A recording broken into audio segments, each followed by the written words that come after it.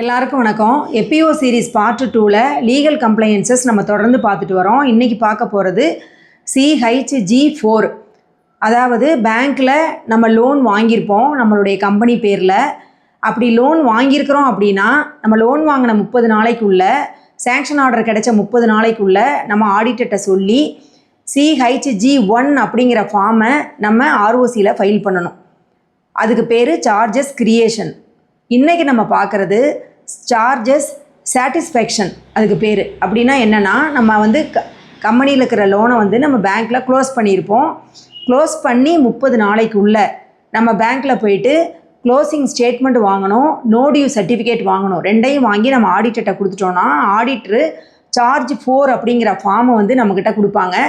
அது நம்மக்கிட்ட நேரில் கொடுத்து வாங்கிட்டு சொல்லுவாங்க. இல்லைனா பேங்க்கில் மெயில் ஐடி வாங்கி அதன் மூலமாக அந்த ஃபார்மை வந்து ஃபில்லப் பண்ணி நேராக பேங்க் அனுப்பிடுவாங்க. பேங்க் வந்து என்ன பண்ணுன்னா, அதை எங்கெங்கே சைன் பண்ணுமோ அதெல்லாம் சைன் பண்ணி கம்பெனியில் வந்து லோன் வாங்கினாங்க, அதை கட்டி முடிச்சிட்டாங்க அப்படின்னு சொல்லிட்டு அவங்க ப்ராப்பராக எழுதி ஆடிட்டரோட மெயில் ஐடிக்கு அனுப்பிடுவாங்க. ஆடிட்டர் அதை வாங்கின உடனே ROCயில் ரெஜிஸ்ட்ரார் ஆஃப் கம்பெனியில் ஃபைல் பண்ணிடுவார். ஃபைல் பண்ணி முடித்த அடுத்த நாளே நம்ம வந்து MCA போர்ட்டலில் போய் நம்ம பார்த்தோம் அப்படின்னா நம்ம கம்பெனிக்கு வந்து லோன் வந்து க்ளோஸ் ஆகிடுச்சி, சார்ஜஸ் வந்து சாட்டிஸ்ஃபை ஆகிடுச்சி அப்படின்னு சொல்லிட்டு அதில் காமிக்கும். அப்போ நம்ம தெரிஞ்சுக்கலாம் நம்ம கம்பெனிக்கு எந்த விதமான லோனும் இப்போதைக்கு இல்லை அப்படின்னு சொல்லிட்டு அதில் நம்ம கரெக்டாக பார்த்து தெரிஞ்சுக்கலாம்.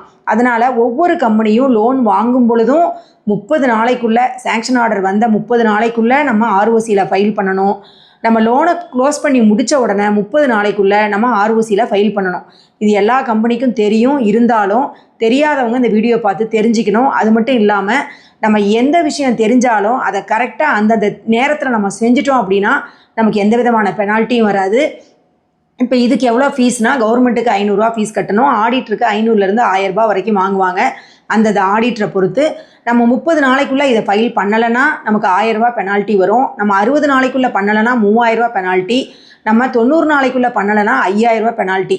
நம்ம பெனால்ட்டி எதுவுமே பண்ணாமல் நம்ம கரெக்டாக பண்ணால் தான் நம்ம கம்பெனிக்கு நல்ல ஒரு மதிப்பு இருக்கும். இல்லைன்னா நம்ம கம்பெனியை மற்றவங்க ஏதாவது பார்வையிலையோ அல்லது நம்ம பார்வையிலே நமக்கு வந்து என்னடா நம்ம ஃபைன் கட்டிட்டோமே அப்படின்னு நமக்கு தோணும். அதனால் எல்லாமே கரெக்டாக நம்ம பண்ணிக்கிறது ரொம்ப நல்லது.